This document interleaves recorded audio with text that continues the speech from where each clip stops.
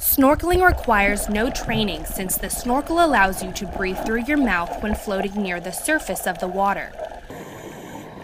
Scuba, self-contained underwater breathing apparatus, allows you to go deep inside the water to examine the bed of the ocean, wearing a tight-fitting diving suit while breathing through an oxygen tank. As you can tell from this dive shop, it takes a lot of equipment to experience the underwater world. Any scuba diver could tell you that it takes a lot of prep work. If your regulator becomes detached from your mouth during your dive, you learn how to correct the technique to, sweep around and grab it. I also learned about clearing my mask if it becomes filled with water, and I learned different hand signals to give your instructor or your dive master you're out there to communicate you being out of air, how much air you have left in your tank.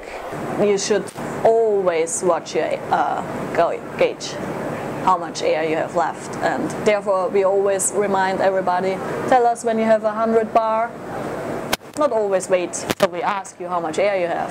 Everybody is responsible to know how much air you have left in your tank, because otherwise you will end up with no air left. For some scuba divers, it's the beauty of the reef and the marine life that inhabits it. For others, it's the thrill of discovery deep inside a shipwreck or cave. You can spend time underwater, so you can actually go down at depth like you would free diving, but you can actually explore the surroundings quite a lot more, observe fish behavior and these kind of things that you can't do by just holding your breath. Cons, you do have a lot of gear on your back, so you become more heavy, probably a bit more noisy as well, but it's definitely worth it.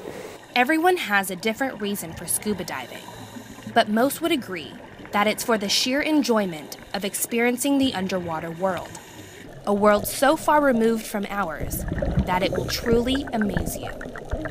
Rachel Robillard, UT, Australia.